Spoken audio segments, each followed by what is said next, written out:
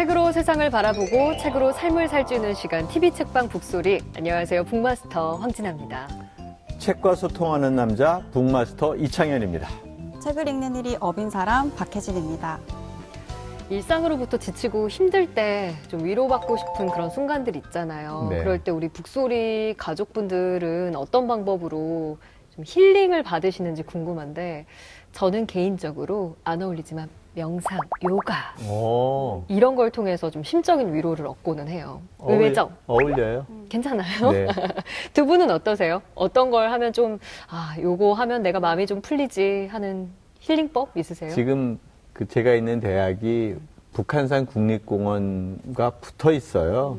그러니까 학교에 담을 이렇게 지나가면 북한산에 올라갈 수 있는데 가장 스트레스가 심할 때 다른 거 다 떨쳐내고 조용히 물 한 잔 들고 산에 올라가서 1시간쯤 걸으면 아마 대부분의 인생의 스트레스는 극복되지 않을까. 그만큼 숲이 우리에게 좀 치료의 효과, 위안의 공간 이렇게 역할을 하는 것 같습니다. 그러니까 각자 스트레스를 푸는 방법, 이 힐링 방법은 정말 그렇죠. 저마다 다 다른 것 같은데요. 근데 아까 숲을 얘기해 주셨지만 요즘에 정말 말하지도 움직이도 못하는 이 식물에게서 위로를 받는 분들이 굉장히 많대요. 그래서 반려동물 아니라 반려식물이란 단어도 새롭게 등장을 했다고 하네요. 인간이 동물과 반려하는 것보다 훨씬 이전부터 식물과 반려하고 있었거든요. 단순한 소비 트렌드를 넘어서 이제 라이프 스타일이 되어가는 게 아닌가 생각도 드네요. 맞습니다.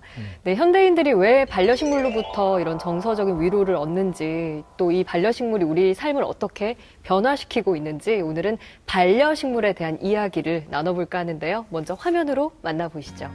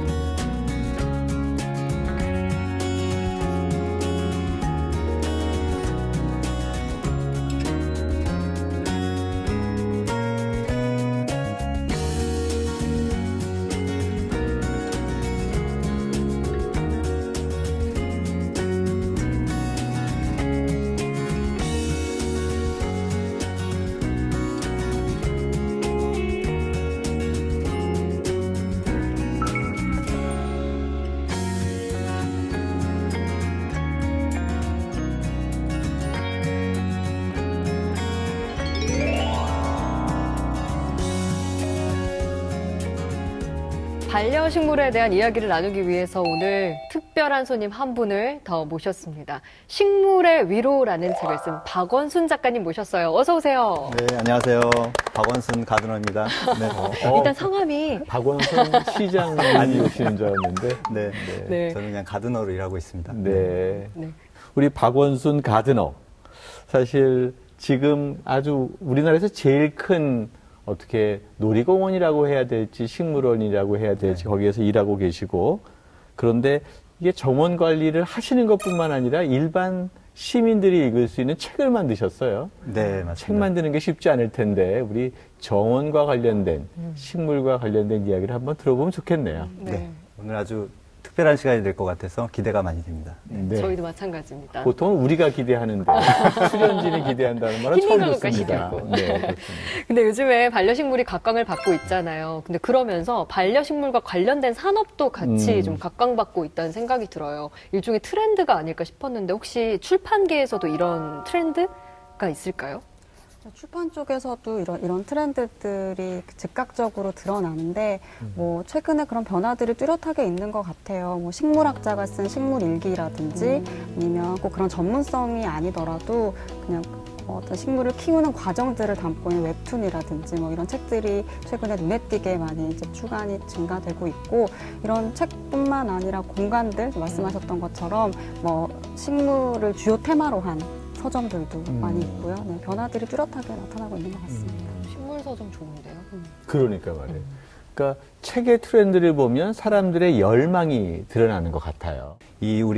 제가 일하고 있는 이 화훼 업계 그리고 이 식물 업계에 있어서도 특히 이제 반려식물, 공기정화식물 이런 관련된 카테고리의 식물들이 그 판매가 매우 급증하고 있다고 하고요. 화훼 업계 중에서는 이제 절화, 그러니까 꽃꽂이로 사용하고 있는 그런 절화의 판매량도 크게 늘고 있다고 합니다. 근데 생각을 해보면 뭐 식물은 늘 우리 곁에 있었는데 네. 왜 요즘 들어서 이렇게 식물을 사랑하는 현상들, 좋아하는 현상들이 생긴다고 생각하세요? 우리나라 이제 현대의 많은 분들이 바쁜 일상을 살고 있는데 그렇게 이제 일터라든지 공부하는 공간이라든지 이런 데 가기 전에 자기만의 공간에서 위안을 받고 좀 편안하게 휴식을 취하고 싶다라는 개념에서 그 자기 공간을 꾸미는 그런 트렌드가 많이 이렇게 부상을 하고 있는 것 같은데 그래서 그런 개념으로 반려식물들이 많이 이용이 되고 있는 것 같고요.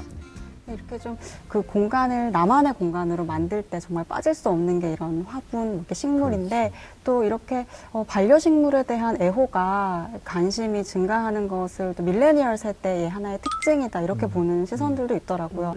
SNS를 통해서 밀레니얼 세대 같은 경우 특히 요즘 이제 혼자 지내는 친구들이 많이 늘어가고 있는데 네. 그 속에서 보통 이제 우리 살아가는 공간, 일하는 공간이라든가 이런 공간들이 자연과 격리되어 있는 경우가 많습니다. 그래서 그런 자연과 격리되어 있는 상태에서 지내다 보니까 자연을 동경하게 되고 또 과거와 달리 요즘 세대들은 뭐 나심비라고 하죠. 나만의 심리적 만족을 하기 위해서는 모든 소비를 아끼지 않는 그런 나심비 그런 맞아요. 트렌드도 있고 그리고 플렉스라 그래서 자기가 이제 멋지게 살아가는 모습을 이렇게 뽐내고 싶어하는 그런 것도 있어요. 그 여러 가지 욕구가 결합돼서 이런 현상이 만들어진 게 아닌가. 그렇죠. 예, 뭐 이런 결론에 도달하게 되는데 이 식물의 위로라는 이 특별한 책을 쓰신 박원순 작가님의 이야기도 좀 나눠보고 싶어요. 이분을 저희가 가드너라고 소개를 해드렸는데 저는 플로리스트는 확실히 아는데 가드너라는 직종에 대해서는 사실 그렇게까지 잘 알지 못하거든요. 그러니까 어떤 일을 하는 분들을 가드너라고 하는지 네. 좀 설명해 주시겠어요? 가드너는 뭐 쉽게 말씀드리면 뭐 정원가인데 정원을 가꾸는 모든 사람을 다 이제 가드너라고 표현할 수가 있는데 직업적으로 말씀을 드리자면 특히 이제 퍼블릭 가든이라는 공간이 있어요. 퍼블릭 가든이요? 네, 공공 정원이라고 할 수가 있는데 우리나라도 이제 퍼블릭 가든들이 좀 늘어나는 식물원, 수목원 이런 공간들 그리고 이제 개인 정원도 많이 있죠. 그래서 개인적으로 뭐 별장이라든지 이런 공간을 꾸미는 분들도 많이 있고 네. 그래서 그런 데서 일하시는 분들 직업적으로 그리고 그 아파트라든지 많은 현장에서 그 조경 관리를 하시는 분들 모두가 다 이제 가드너가 될 수도 있고요. 네, 저는 이제 가드너로서 기본적으로 가드너의 일을 하고 있지만 지금 정확히 하고 있는 일은 정원 연출가로서의 일들 더 많이 합니다. 정원 연출은 네, 뭔가요? 그래서 제가 일하고 있는 공간이 1년 그 한 시즌마다 큰 대규모 꽃 축제를 하거든요. 튤립 축제, 장미 축제, 맞아. 그다음에 열대 식물로 이제 여름을 꾸미기도 하고요. 가을에는 이제 가을꽃, 억새라든지 그라스 이런 국화 이런 걸 해서 쉴 새 없이 대규모 꽃 축제라는 그런 연출을 해야 되는데 또 테마가 또 똑같으면 안 됩니다. 매번 다른 테마의 그런 네. 꽃 축제를 기획하고 연출하고 수많은 가드너 분들과 함께 그렇게 일을 하고 있습니다. 근데 박원순 작가님의 이력이 굉장히 남달라요. 그 이분이 원래 가드너가 아니셨어요. 그랬던 것 원래 같더라고요. 출판사에서 편집 기획자 일을 하시다가 그 다음에 가드너가 되신 거예요. 근데 두 원래 분이 또 같은 일 대학의 하신 전통은 전공은 애초에 가드너의 맞습니다. 뿌리가 강한 그런 전공을 하셨더라고요. 근데 어떻게 아예 다른 일을 하다 다시 이렇게 돌아오셨나요? 원예학을 전공했지만 제가 더 좋아했던 일은 그 첫 직장을 구할 때 그 책을 만든 일을 꼭 해보고 싶었어요. 특히 이제 제 전공이 원예학과 쪽이니까 식물책을 만든다거나 뭐 과학책을 만드는 그런 분야로 하고 싶어서 네. 직장을 들어갔는데 이제 책을 만들다 보니까 대학교 때 공부가 안 한 게 너무 들통이 나는 거예요. 제가 너무 이 책을 만들기 위해서 기본적으로 많은 걸 알고 있어야 되는데 식물에 대해서 그래서 더 공부를 병행하면서 출판사에서 이제 일을 했었는데 그러다 결정적으로 이제 그 뉴욕에 있는 국제 도서전에 참가할 기회가 있었습니다. 근데 거기에 가니까 우리나라에 없는 그 원예 관련된 책들, 정원 분야의 책들이 엄청나게 많이 깔려 있는 거예요. 근데 그런 책들을 넘기다 보니까 그 책 속에 있는 꽃과 정원이 너무나 아름답고 와, 이런 세계가 있었구나. 그래서 책 속에서 정원을 다시 재발견을 하게 된 거죠. 그러다가 도저히 안 되겠다. 네, 책을 만드는 일도 너무 좋은데 일단은 이 일을 시작해야 됐다. 그래서 제주도로 제가 이사를 갑니다. 무작정 가서 우리나라 그때 지금도 물론 엄청 큰 식물원이긴 하지만 그 큰 온실이 있는 그런 식물원에서 제가 일을 시작하게 되죠. 지금 말씀을 이렇게 듣다 보니까 정말 책을 만들면서 정원을 이제 정원에 대한 어떤 마음이라든지 그걸 다시 발견하시고 정원을 만들면서 또 경험하신 걸 다시 또 책으로 이렇게 내는 그 과정 자체가 저는 굉장히 인상적으로 들리는데 이제 공부하셨던 곳들 중에서 미국에서 공부하셨던 얘기가 저는 좀 인상적이었어요. 거기서 한 1년 정도 일하셨던 곳이 바로 전 세계적으로 가장 아름다운 정원이라고 하는 로무드 가든이잖아요. 그리고 사실 이 식물의 위로란 책을 내기 전에 쓰신 책이 바로 나는 가드너입니다라는 책인데 그곳에서 이제 다루고 있는 곳이 바로 로무드 가든의 사계절이었어요. 그래서 그렇게 아름다운 곳에서 보낸 이제 봄, 여름, 가을, 겨울이 작가님에게 어떤 의미였을까, 좀 그렇지. 남다른 의미였을 것 같아서 여쭤보고 싶습니다. 아직도 그 첫날이 생생한데요. 근데 처음에 딱 갔는데 사람들 그 안에서 일하고 있는 수백 명의 사람들이 표정이라든지 분위기가 맞아요. 너무 좋은 거예요. 마치 맞아요. 그 교회에 간 듯한 느낌. 맞아요. 저는 이제 성당을 다니는데 네. 그래서 그 식물이라는 꽃이라는 그 하나의 그 주제를 가지고 그걸 좋아하는 사람들이 다 모여서 같이 꾸며나가는 그런 커뮤니티가 잘 되어 있었어요. 그 속에서 보낸 1년이라는 시간이 너무나 좋았고요. 그래서 저는 하나하나 놓치면 안 된다. 그래서 매 순간 사진도 찍고 이제 저녁에 그 일하고 와서 다 기록을 하고 그렇게 해서 모여진 게 바로 그 첫 번째 책인데 지금도 생각해보면 지금 막 가슴이 좀 이렇게 딱 떨릴 정도로 되게 좋았던 시간이었던 것 같습니다. 야, 너무 행복한 기회를 지금 큰일 회사를 났네요. 사표를 내시고 큰일 가드너가 났네. 되시면 어떨까요? 너무 부러운 현대 지식인들이 뭔가 좀 결핍된 게 있는 것 같아 보였는데 다들 서재는 있어요. 근데 가든의 부재. 그러니까 아파트 공간이나 오피스텔 가든이 이러면서 있으려면은 땅이 많이 가든이 필요할 없으니까 것 같은데. 다들 일정 부분 결핍되어서 오늘날 문명이 조금 허약해지는 거 아닌가 싶은데 조그만 한 평짜리 요즘에 도시에 그런 가든들 많이 있으니까 만들어보는 훈련들 해보면 더 훌륭한 지식인들이 될 것 같은데요. 맞습니다. 네, 얘기 들으면서 서재와 함께 정원을 가지려고 하면 땅이 엄청 많아야 되는 게 아닐까? 이런 생각을 했는데 정말 조그만한 한 공간이라도 그렇죠. 한번 키워봐야겠다 이런 생각이 들었는데요. 그 정원을 몇백 평, 몇십 평 가지려면 불가능하고요. 서울시에서 공급하고 있는 다양한 도시 텃밭, 좋네요. 거기서 한 평짜리 이런 거 공유하면 그러면 됩니다. 네. 네. 해보도록 하겠습니다. 네, 네. 네, 이렇게 반려식물이 각광을 받으면서 우리 도시 곳곳에서도 조금씩 변화가 생겨나고 있는데요. 어떤 이색 공간들이 생겨나고 있고 또 이를 통해서 우리의 삶은 어떻게 변화하고 있는지 화면에 좀 담아봤습니다.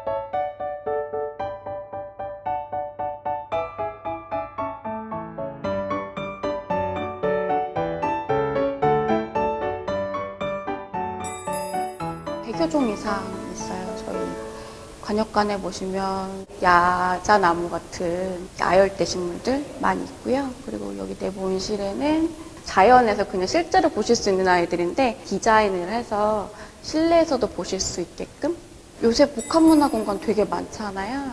되게 많은데 식물이랑 같이 쉴 수 있는, 그러니까 휴식이 포인트가 되는 그런 문화공간은 없었다라는 생각이 들어서 식물관을 기획을 하게 되고, 식물이랑 사람이 같이 쉬는 집, 이렇게 개념으로 생각해 주시면 될 것 같아요.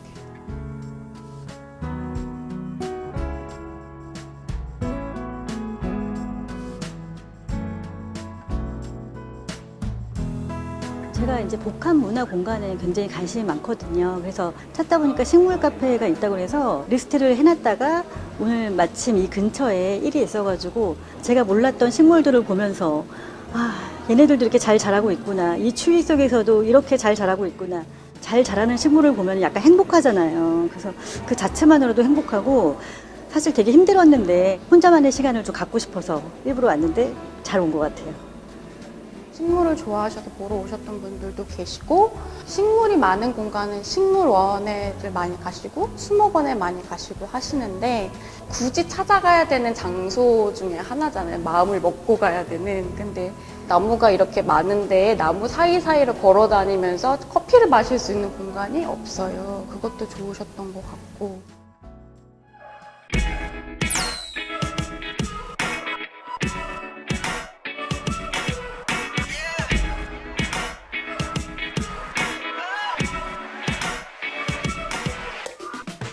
Everybody's got a bright side they're looking on. 식물과 책을 주제로 하는 그런 책방이에요. 그런데 더 크게는 숲이 더 큰 주제이긴 해요, 실은. 도시에 있는 사람들에게 자연과 연결을 해주고 싶은 그런 마음으로 이 공간을 열게 되었습니다. 그래서 도심 속의 작은 숲이 되고 싶은 책방입니다. 평소에 저를 살맛나게 하는 두 가지예요. 어느 날 문득 그냥 막연하게 식물하고 책으로 꽉 찬 공간이 있으면 좋겠다라고 상상만 했는데, 식물 생활이라는 그 책을 보다가 실제로 그런 공간이 묘사가 된 걸 봤어요, 그림으로. 그래서 이게 가능하구나, 이 조합이. 그래서 바로 실행에 옮기게 되었어요.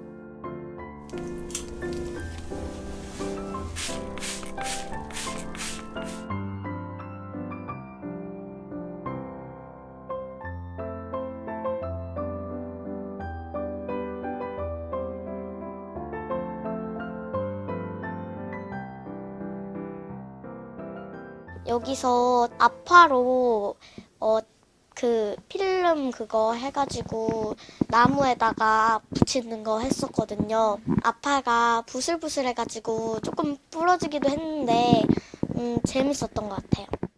제가 식물을 키웠는데 제가 점점 물을 주고 걔가 자라나니까 뭔가 제가 뿌듯하고 힐링도 됐어요.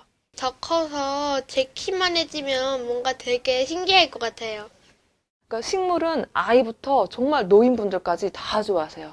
그리고 책도 그렇고, 그래서 하는 프로그램도 굉장히 다양한 것들을 할 수 있는데, 예를 들면은 식물을 어떻게 기르고 어떻게 관리하고 어떻게 식물과 함께 행복하게 지낼 수 있는지 하는 가드닝 수업, 자연물로 할 수 있는 모든 만들기들도 아이들과 어른들과 같이 하고 있어요.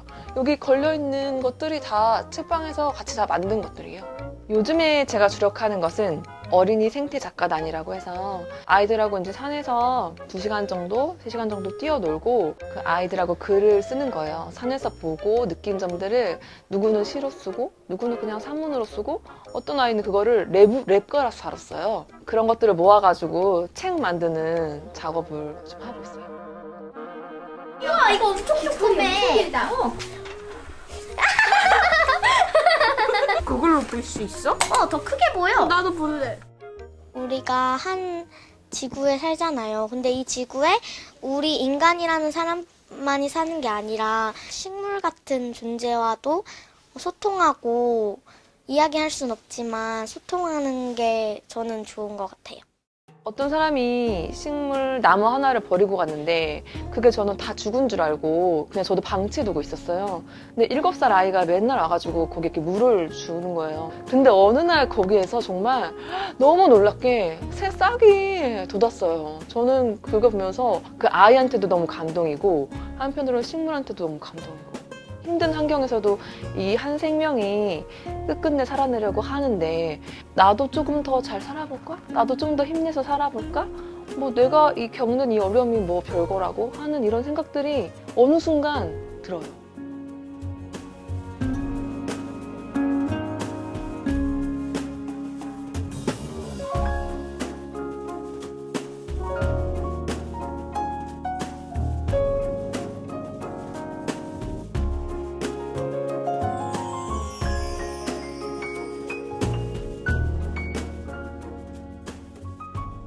서울시에서도요, 지난 2017년부터 3년간 홀로 사시는 고령 어르신들을 위해서 이 반려식물을 보급하는 그런 운동을 했대요. 근데 이게 만족도가 굉장히 높고, 만족도 조사에서 어르신들 90% 이상이 우울감 해소에 반려식물이 상당히 도움이 됐다. 이런 답변을 해주셨대요. 저도 어머님 돌아가시기 전이죠. 그 마지막 순간에는 늘 제일 관심 있는 게 동물도 힘들어 하시더라고요. 나중에는 이제 베란다에 있는 그 화분에 물 주고 하는 게 제일 위안거리가 됐었고요. 지금 돌아가셔서 그 화분이 어디로 와 있느냐 하면 다 제 연구실과 연구실 복도로 왔어요. 네. 세월이 흘러서 가끔씩 어머니 생각이 나는데 그 식물들은 계속 호흡을 같이 하고 누군가에게 위안을 주고 있는 게 아닌가 생각이 들어서 대를 이어서 그 식물은 우리에게 위안을 주고 있구나라는 생각이 드네요. 네, 오늘도 아마 이 북소리 뒤에 저희 배경 스튜디오를 눈여겨보신 분들은 네. 평소랑 좀 뭔가 다른데? 라는 느낌을 받으셨을 수 있는데요. 구석구석에 우리 식물들이 존재하고 있어요. 그리고 게다가 우리 박원순 작가님이 들고 오실 때 저는 저 주시는 줄 알고 선물인 줄 알았는데 화분을 하나 들고 들어오셨어요. 이거 황 하나 주려고 갖고 온 거예요. 제가 가져갈게요. 근데 저 이거 이름 아는데 했는데 그냥 크리스마스밖에 저는 단어가 특별히 생각이 안 나더라고요. 네. 혹시 아세요, 다들? 아, 이 정도는 알죠. 저는 몰라요. 저도 보자마자 크리스마스. 크리스마스 때 많이 꺼내놓는 거잖아요. 교수님 포인세티아. 맞습니다. 네. 포인세티아. 역시 좀 다르시네요, 전공자는. 근데 이 식물 풀이 존재함으로 해서 이곳의 분위기도 뭔가 다르고 심적으로 뭔가 좀 보송보송한 느낌? 예, 위로받고 힐링되는 그런 느낌을 저는 받고 있는데요. 혹시 우리 북소리 가족들도 이거 내가 진짜 정말 마음을 담아서 키우고 있어 하는 반려식물 있으세요? 저는 반려식물이 많아요. 그러니까 사무실에도 있고 집에도 있고. 네.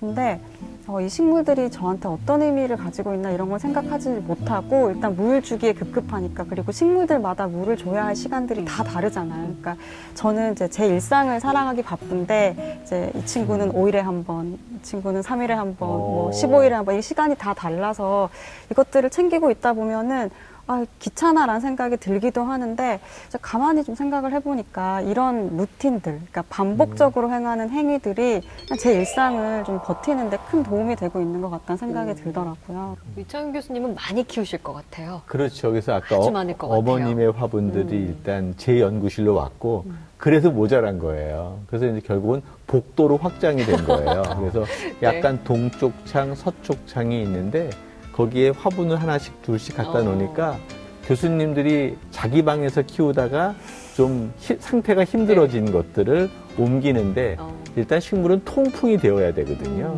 햇살도 있어야 되고 하니까 연구실에 갇혀 있을 때보다는 그나마 복도가 좀 나은 거예요. 그래서 학생들이 있는 층은 없는데 교수님 연구실 층들은 식물들이 생기는 거예요. 각자 층마다 색깔이 달라요. 그 층에 있는 교수님들의 취향이 반영된 거예요. 그래서 이렇게 무미건조한 현대식 건물에도 이렇게 양지 바른 쪽에는 이렇게 화분들이 있으면 분명히 위로받는구나 라는 것들을 확인하게 됐어요. 근데 박원순 작가님 이게 실질적으로 과학적으로도 이 식물이 인간에게 좋은 영향을 미친다 이런 결과가 있더라고요. 뭐 우리가 행복 호르몬이라고 부르는 세로토닌이 뭐 많이 생긴다 이런 얘기가 있던데요. 반려식물이 이제 세로토닌이라든지 네. 도파민이라든지 이런 행복 호르몬과 연관이 있다는 얘기가 많이 있는데 그거에 대한 연구 결과가 굉장히 많습니다. 반려식물이 지금 짠하고 나타난 게 아니라 식물이라는 그게 우리 오랜 인류의 조상 때부터 우리는 이제 수렵 채집 뭐 이런 때부터 거슬러 올라가면은 그 숲에 이렇게 숲 속에 있는 공간, 짙고 푸른 그런 공간 속에 있을 때 안정감을 느꼈다는 거죠. 그래서 우리가 숲에 들어가자마자 우리 스트레스 호르몬이 이제 코르티솔이라고 하는 그 호르몬의 수치가 급격히 낮아진다고 합니다. 그리고 혈압도 낮아지고 그런 게 이제 연구 결과로서 많이 나타나 있고요. 우리가 다양한 색깔을 보게 되면 그게 왜 꽃을 보면 왜 기분이 좋을까 이런 생각들을 해보시잖아요. 그런 걸 생각을 해보면 이 꽃들이 가지고 있는 색깔이 이 열매, 그러니까 다양한 먹거리의 그런 색깔들을 연상시키고 왜냐하면 이제 추운 겨울이 지나고 뭐 이런 어려운 시기를 지나고 난 다음에 봄에 이제 저기서 이제 야생화들이 피어나고 꽃들을 보게 되면 아 이제 곧 계절이 바뀌고 열매를 먹을 수 있는 계절이 오는구나. 그래서 꽃 색깔을 보게 되면 우리가 자연적으로 우리 유전자 속에 그런 어떤 호르몬, 행복 호르몬이 나오게 되는 경우가 있고요. 저는 봄에 진달래 개나리 필 때 보면 색감이 너무 겨울과는 다른 거의 혁명적 변화잖아요. 맞아요. 완전히 시꺼먼 회색의 대지에 완전히 샛노란 거, 또 완전히 그 분홍빛의 진달래 이런 게 있으니까. 근데 꽃 색깔도 좀 사람들 마음을 좀 다르게 하는 것 같아요. 여름이 훨씬 더 열대지향적이고요. 봄에는 아주 자극적이고요. 가을에는 건 좀 진하기도 하고. 근데 색감뿐만 아니라 이게 심리적으로도 치유의 범위가 좀 다르다면서요? 그렇죠. 꽃의 색깔과 우리 감정과의 연결고리에 대해서 사람들이 관심이 굉장히 많았던 것 같아요. 그래서 예를 들어서 빨간색은 뭐 진정한 사랑이라든지 우리 면역력 강화라든지 이런 데 도움이 되는 그런 걸로 인식이 되어 있고 보라색 같은 경우는 또 신경을 안정시키고 그리고 노란색 같은 경우는 좀 이렇게 밝고 밝은 행복감 그리고 핑크색 같은 경우는 좀 기쁨. 그리고 연한 분홍은 약간 설레이는 그런 걸 표현하기도 하고요. 그리고 진한 분홍색은 약간 에너지가 있는 그런 기쁨. 이런 색깔에 대한 것들이 특히 빅토리아 시대 같은 경우 사람들이 꽃을 은밀한 그 자기 표현의 수단으로 플라워 랭귀지라고 하는 그래서 그 플로리그라피라고 하는 그런 게 발달이 됐었거든요.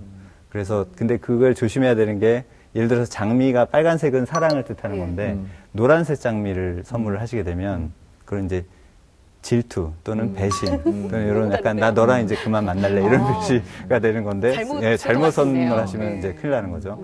그리고 이제 동백꽃 같은 경우도 빅토리아 시대에 많은 인기를 얻게 되었었는데 동백꽃을 이렇게 머리나 옷의 의상에다 이렇게 꽂고 파티에 참가하는 게 요즘 말하자면 뭐 인싸템. 그래서 항상 그 꽃과 그 사람들의 문화 속에 맞아요. 어떤 그걸 표현하는 게 있어 왔습니다. 요즘도 마찬가지입니다. 이런 심리적이고 심리적이고 뭐 이런 것들뿐만 아니라 좀 자존감, 그러니까 좀 정신적인 문제를 해결하는 데에도 반려식물, 식물을 키우는 것이 좀 중요한 역할을 한다는 이야기들이 있더라고요. 그렇죠. 네.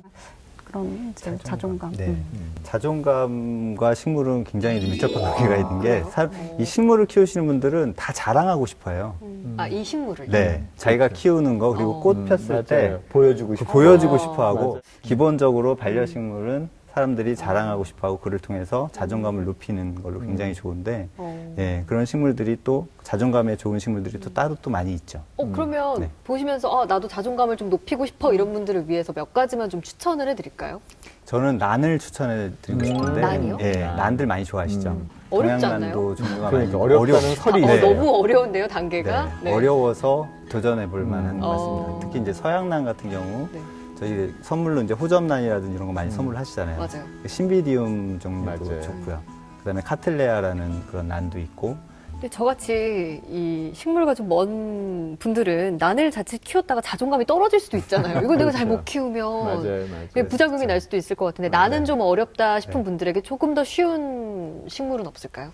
그 쉬운 식물들은 우리가 흔히 실내에서 많이 키우는 관엽식물들 이런 식물들 중에서 선택하시면 큰 문제는 없을 것 같고요. 근데 그 대신에 그 식물들이 난이도가 떨어지게 되면 사실은 그냥 관심도가 떨어지게 되고 그래서 아무래도 처음에 그렇겠네요. 시작하시는 분들은 네. 조금 이렇게 쉬운 말씀하셨듯이 그런 관엽식물 위주로 시작을 하시고 점점 이런 난이라든지 이런 것도 관심을 가지시면 되게 재밌습니다.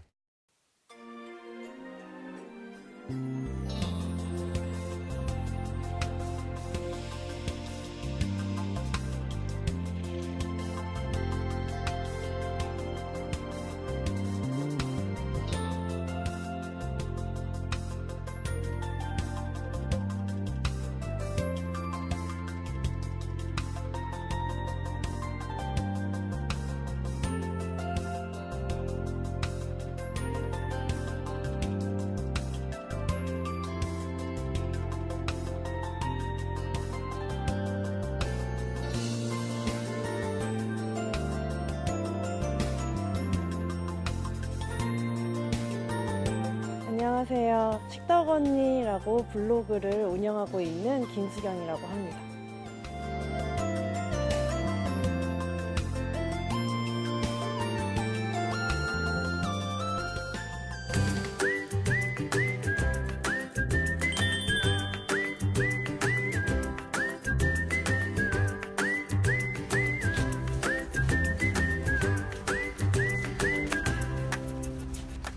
제가 한 일주일에 한두 번 정도 이런 식물 농장을 방문을 하는데요. 뭐 수업도 있고 또 집에서 반려식물들 좀 키우다 보니까 여러 가지 식물들 좀 구매하고자 이렇게 왔습니다.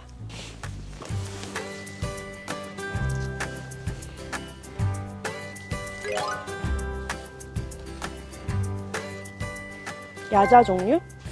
생장하는 속도도 빠르고 좀 키우기 쉬운 편이거든요. 식물이 자라는 모습을 보면서 키우는 재미를 좀 느끼실 수 있을 것 같아요.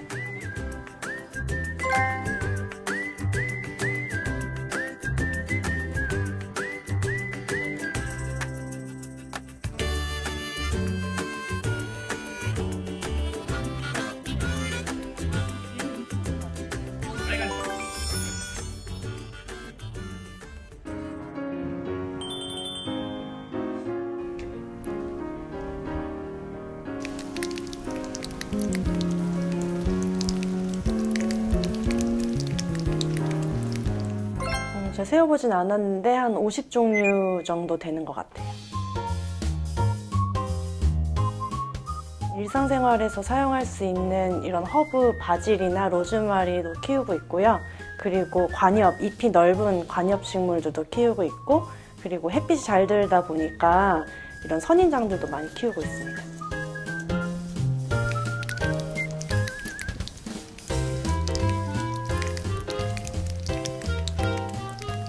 아무래도 씨앗부터 키운 애들이 좀 애정이 많이 가더라고요. 그래서 씨앗에서부터 싹을 틔워서 지금 한 1년 정도 됐는데 어리다 보니까 더 신경을 많이 쓰고 애정이 가는 편이에요.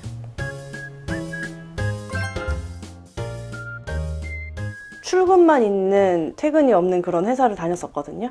그래서 몸과 마음이 굉장히 많이 지치고 번아웃이 왔었는데 식물이 새 생명이 나오는 걸 보니 저도 좀 힘이 많이 나더라고요. 네, 그래서 식물을 보는 게 행복하고 즐거워서 식물만 보고 살고 싶더라고요.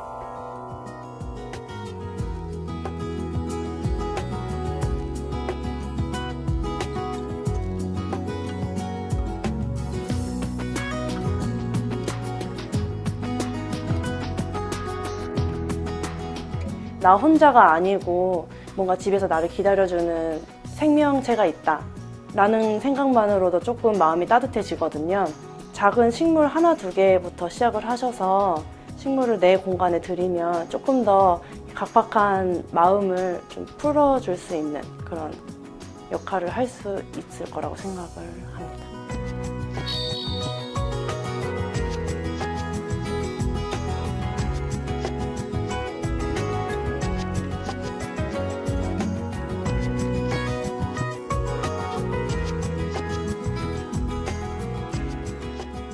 책에도 그런 얘기가 나와요. 식물 잘 키우려면 그 식물의 이름을 잘 알아야 된다. 제일 중요하죠. 그런 얘기를 해주셨던데요. 그래서 이름이 지금 혼선이 있는 경우가 많습니다. 특히 이제 꽃가게나 화훼센터에서 유통되는 이름들이 이렇게 쉽게 부르기 위해서 맞아요. 원래 있는 이름에서 약간 좀 발음이 쉽게 변형됐다거나 이런 것. 예를 들어서 펠리시아라는 꽃이 있는데 네. 뭐 그냥 페르시아 이런 편하잖아요. 그래서 어. 그 꽃이 페르시아가 되는 경우가 있고 배우기 쉬우니까. 또 무슨 향이 무조건 있으면 네. 무조건 무슨 제스민. 어. 원래 제스민이 아닌데 그냥 아닌데도. 향이 나니까 자스민이라고 하기도 하고. 아카시아도 뭐 네. 잘못된 거라면서요? 있죠. 아카시아 때문에 아카시아 껌도 있었는데 네. 그게 원래 아니에요? 아카시라는 표현이 맞고요. 아카시. 그 속 자체가 다릅니다. 그래서 린네라고 다들 아시나요? 그렇죠. 린네, 우리 식물 분리학의 아버지라고 불리는 린네는 사물의 이름을 모르면 그 사물을 모르는 것이다라고 했고요. 좀 더 문학적으로 표현하면 우리 김춘수 시인의 맞아. 그 꽃이라는 그런 맞아요. 시에서 말씀을 하시듯이 그 꽃의 이름을 알아야 되는데 특히 학명을 아는 게 제일 좋습니다. 그렇죠. 근데 좀 어렵죠. 길죠. 네. 근데 네. 그 학명만 아시면 그 구글링이라든지 인터넷을 통해서 그 식물의 모든 정보를 알 수가 있습니다. 식물도 키우는 사람이랑 잘 맞아야 된다 이런 얘기가 있던데 뭐 소위 궁합이 잘 맞아야 된다 이런 얘기가 아니겠어요? 많은 걸 키우지만 그 중에서도 나랑 이 식물은 정말 좀 궁합이 잘 맞다 하는 아이가 있을까요? 고르기 어려운데요. 너무 많아요? 너무 많아서. 네. 제가 궁수자리거든요. 궁수자리. 아, 별자리도 그래서 요즘에는 들어가나요? 별자리로 자기 식물을 오. 이렇게 하는 경우도 예. 있더라고요. 그래서 저는 궁수자리가 뭔가 이렇게 찾아봤더니 몬스테라가 나오더라고요. 아, 역시 그래서 몬스테라. 이제 꽃말 같은 경우는 원대한 포부 뭐 이런 게 있고 친밀한 관계 이런 뜻이 있다고 하는데 저는 이제 그런 식물을 일단 말씀드리겠습니다. 그러니까 성격이랑 상황에 맞게 별자리까지 엮어서 키우시는 건데 네. 그럼 저 같은 경우는 사무실에 거의 아무것도 없거든요. 식물이랄 게 별로 없어서 제가 그 바이올렛을 들여놨는데 그 아이마저 지금 시들어가고 있는 상황인데 혹시 뭐 이런 상황과 또 물을 잘 안 주는 저의 꼼꼼하지 못한 성향을 좀 합쳐서 추천해 주실 만한 어떤 식물이 있을까요? 네. 사무실에서는 저는 아글라오네마라고 하는 좀 어렵죠. 그게 뭐예요? 레옹 영화 보셨어요? 네네. 그 영화에 등장하는 레옹의 그 최애템이 바로 그 식물이거든요. 그게 항상 들고 다니는 마틸다 아글라오네마. 아글라오네마. 네. 그래서 그 식물이 그 어두운 곳에서도 잘 산다기보다 네. 그런 환경에서 잘 견딘다라고 표현을 해야 될까요? 좀 이렇게 빛이 견딘다? 좀 밝은 빛이 좋긴 한데 네, 빛이 사무실에서도 없어요. 네. 잘 어느 정도 이렇게 그럭저럭 잘 지낼 수가 있고 만약에 그냥 식물 말고요. 이쯤 돼서 나무 한 그루 추천하자면 어떤 나무 심으면 의미가 있을까요? 서울 지역에서. 나무는 저희가 살고 있는 그런 환경을 고려했을 때 네. 저는 동백나무를 추천을 해드리고 싶습니다. 서울에서도? 네. 왜요? 저도 지금 키우고 있는데 동백나무가 저 같은 경우는 제주도에 처음 내려갔을 때 그때 무작정 내려갔다고 제가 말씀드렸는데 그 성산일출봉 근처에 그 제주도 마을 그런 제주도 민가에 이사를 갔어요. 근데 그 집 입구에 보면은 동백나무가 이렇게 한 그루가 심어져 있었는데 네. 그 눈이 이렇게 소복이 쌓이는 경우도 많아요. 제주도임에도 불구하고 그럴 경우 겨울에 이제 그 꽃이 피게 되면 너무나 아름다운 풍경을 볼 수가 있고 또 꽃이 떨어질 때 툭 하고 떨어지죠. 막 가슴이 철렁하는 그런 느낌을 주듯이 그리고 이게 이렇게 조용히 있다가 어느 날 딱 봤을 때 확 이렇게 펴 있어요. 그러면 굉장히 놀라운 행복감 이런 것들을 전해줄 수가 있고 그 1년 내내 뭐 꽃을 보기는 어렵지만 그 한 시즌에 한 1년 동안 기다려서 그게 반가운 친구처럼 찾아오는 게 바로 동백나무. 그리고 우리 베란다 환경에서는 충분히 키울 수가 있을 것 같습니다.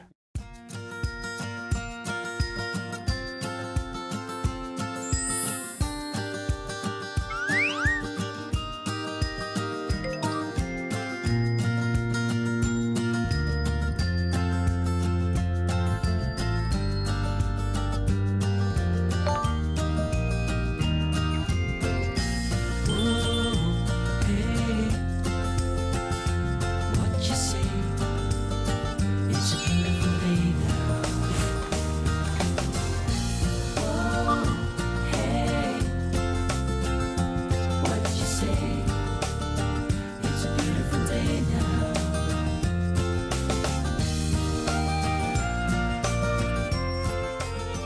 식물 세밀화는 식물의 형태를 그림으로 그린 기록물이에요.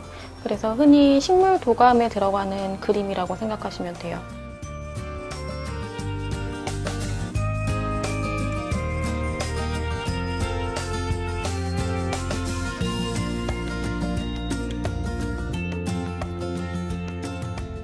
원예학을 전공했고요.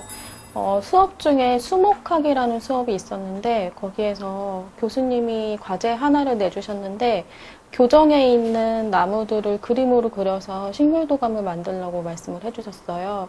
그래서 한 학기 동안 교정에 있는 나무들을 관찰하고 그걸 도감으로 만들었는데 그게 본격적인 식물 세밀화를 그린 처음인 것 같아요.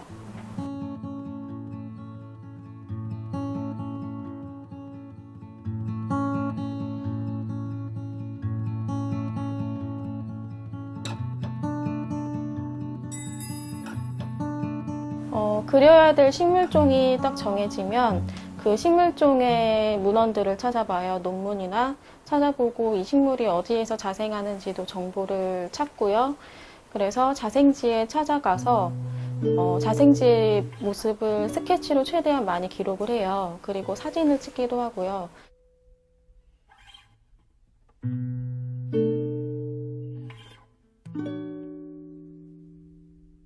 내 이름 아는 사람 많진 않지만 내 향기 맡은 사람 많진 않지만 그리고 그 자생지에서 본 식물 개체를 채집해요. 풀의 경우에는 뿌리까지 채집하는 경우가 많고요. 나무의 경우에는 삼년지 가지까지 채집을 해서 가지고 와서 작업실에서의 작업이 시작이 되는. 내 꽃잎 비록 화려하진 않지만 채집해온 식물을 제가 가지고 있는 현미경으로 좀 더 자세히 봐요. 여기에 표면에 털이 있는지 혹은 뭐 가시가 있는지 인맥은 어떤지 이런 것들을 관찰하고 현장에서 현미경 바로 옆에서 스케치를 바로 한 다음에요. 스케치한 것들을 총합해서 다시 한 페이지 안에 이제 원본이 될 그림에 스케치를 제대로 해요. 거기에 펜촉으로 이제 그림을 그리죠. 하나의 식물 하나마다 하나의 우주 같아요. 정말 제가 보는 것 이상의 또 들여다보면 볼수록 또 다른 세계가 있을 수도 있겠죠.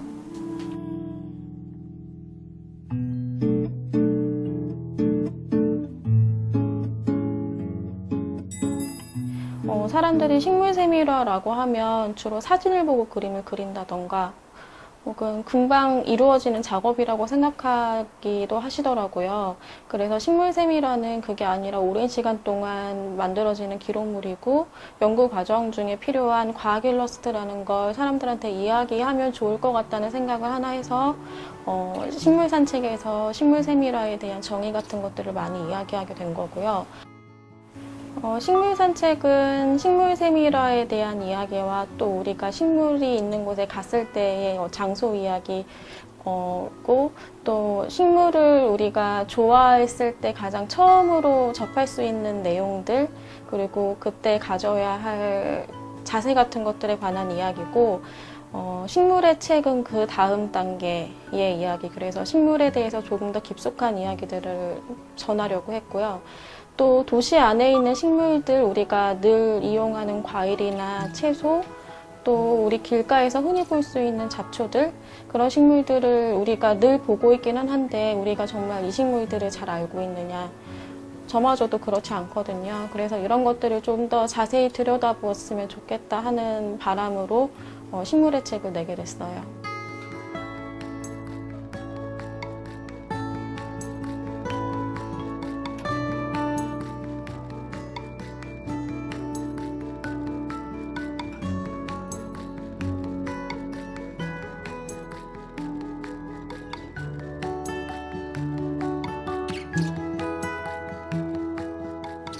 (1900년대) 초반 우리나라 일제강점기 때의 식물들이고요. 1970년대에 다시 재판이 돼서 출간이 됐어요.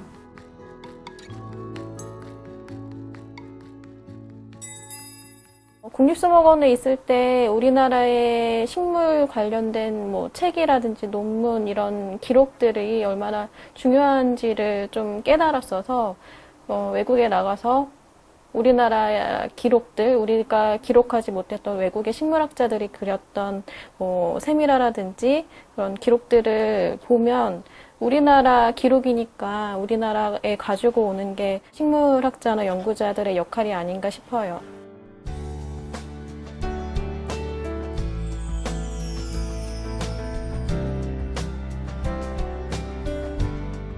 식물은 누가 이렇게 봐준다고 해서 뭐 자신의 리듬을 바꾼다든지 이제 자신이 해야 될 일을 묵묵히 해내잖아요. 막 그런 거 볼 때마다 저도 식물 닮고 싶다는 생각도 하고요.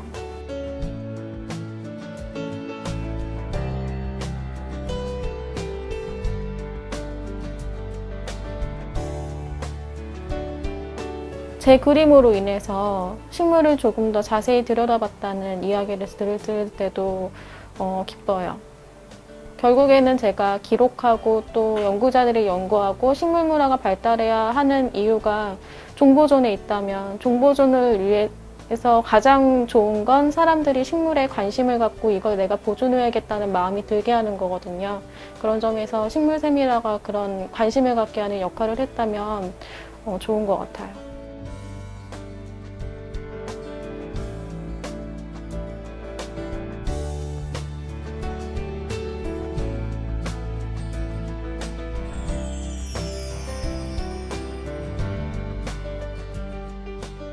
이제 아마 나도 좀 반려식물 키워봐야겠어 이런 마음들이 뿜뿜 밀려올 것 같은데요. 이 현대인들에게 이 반려식물의 의미를 더 깊게 풍성하게 이해할 수 있도록 하는 그런 추천책을 만나보도록 하겠습니다. 먼저 우리 박원순 작가님부터 소개해 주시겠어요? 네, 저는 카렐 차페크의 정원가의 12달이라는 책을 추천을 드리는데요.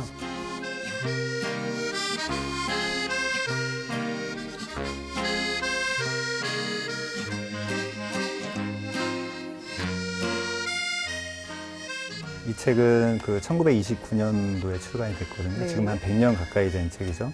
카렐 차페크는 체코의 굉장히 유명한 소설가인데 정원 일에 대해서 자신이 경험한 그 1년 12달의 그런 일상을 굉장히 재밌게 묘사를 해놨고 그리고 카렐 차페크의 그 형이었던 요셉 차페크가 사파를 직접 그려 넣었어요. 네. 그래서 읽으시면 아마 정원서인데도 불구하고 굉장히 웃기는 장면들이 굉장히 많습니다. 네, 그래서 혼자 킥킥거리면서 웃게 되는 굉장히 재밌게 그러면서도 사회적으로 그 날카로운 그런 통찰 이런 것도 좀 있고요. 비판 그 시대에. 근데 지금 읽어도 이 정원일은 사실은 크게 변하지가 않거든요. 그때나 지금이나. 네. 그래서 공감되는 부분도 굉장히 많고 굉장히 재밌는 책입니다. 저는 좀 정적일 거라고 생각했는데 웃으면서 읽을 수 있는 그런 책이라고 하니까 기대가 되는데요. 박원순 작가님의 추천책 정원사의 12달 만나봤고요. 다음은 우리 박혜진 평론가 어떤 책을 가져오셨을까요? 아마 정원가의 12달이 그 가드너에게는 필요한 뭐 교과서라든지 그런 역할을 하는 책이라면 제가 가지고 온 책은 소설책이에요. 소설이 있어요? 네. 그 지금 표지만 보셔도 굉장히 이제 아름다운 식물들을 이제 볼 수 있는 그러네요. 책인데요. 그 먹고 기도하고 사랑하다라는 영화 아시죠? 줄리아 로버츠가 주연으로 나왔던 영화인데 그 영화의 원작 소설가가 바로 엘리자베스 길버트라는 작가입니다. 네. 이 모든 곳의 이름으로는 그 엘리자베스 길버트가 최근에 이제 쓴 최신작이라고 할 수 있어요. 네.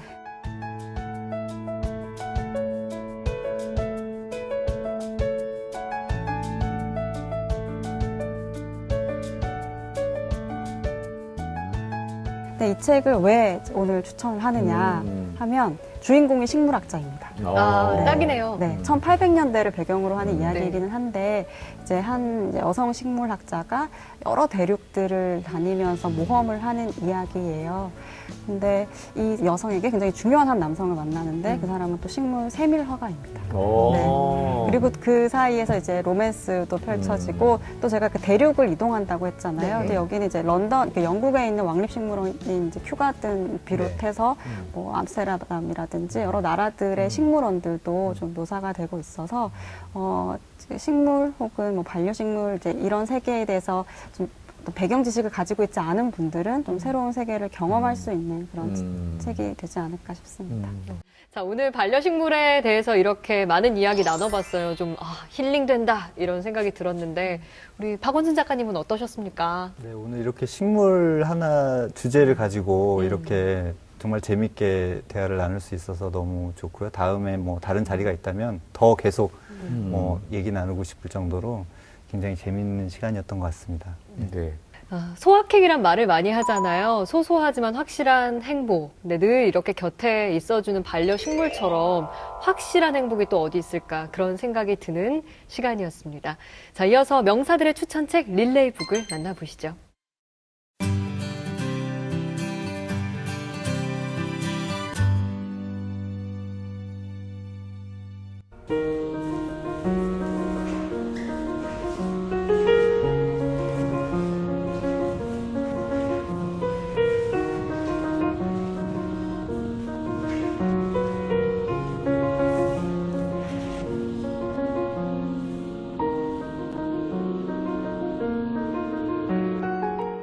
안녕하세요. 저는 현대무용수이자 아트 디렉터로 활동하고 있는 남진현이라고 합니다.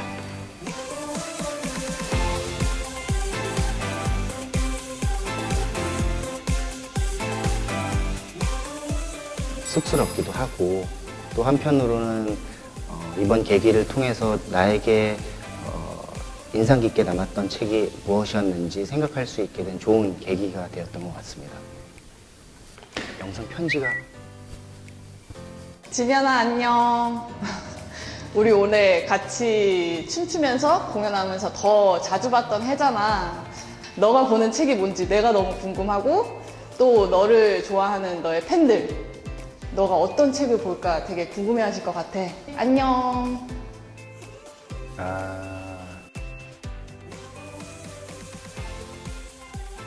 정말 틈틈이 이렇게 보고 있는데 그런 모습을 포착하셨다는 게 좀 놀랍기도 하고 앞으로 좀 독서하는 시간을 좀 늘려야겠다는 생각이 드는데요.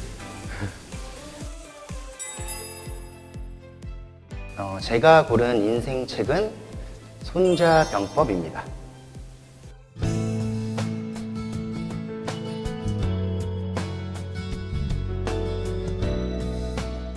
생존에 관련된 병법뿐만이 아니라 인간관계라든지 혹은 리더로서 갖춰야 할 덕목과 자질, 자기 관리에 대한 해안을 제시하는 것 같아요.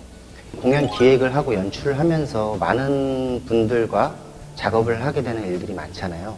그랬을 때 이런 사소한 거에 관련된 트러블도 있을 수도 있고 서로의 뭐 작은 오해들 때문에 해프닝들이 이제 커져가는 일들도 상당히 많이 있었는데 이 책을 통해서 그런 부분들, 인간관계에 대한 부분들 좀 더 완숙하게 할 수 있는 팁을 조금은 알게 된 것 같았어요.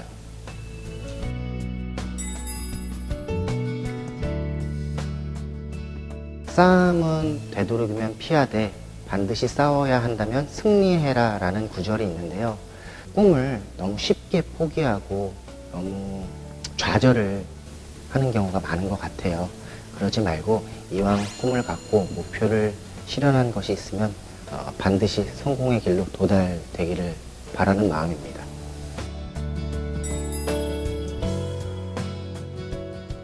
야망을 좀 품고 있는 분들이라면 반드시 좀 읽었으면 누구나 다 야망은 있잖아요. 글쎄요, 지금 제가 하고 있는 것보다 더욱 잘 해낼 수 있는 사람이 되길?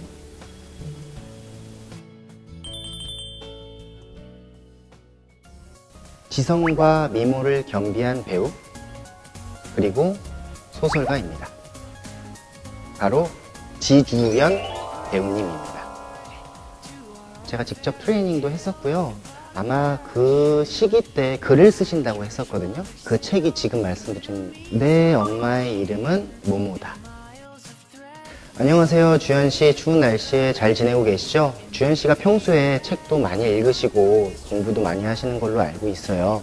그래서 이번 계기에 주연씨께 좋은 책을 많은 분들께 소개해 주셨으면 하는 바람으로 이렇게 인사를 드리게 되었습니다. 좋은 책 추천해 주실 거죠? 그리고 조만간 좋은 모습으로 다시 뵙겠습니다. 안녕히 계세요.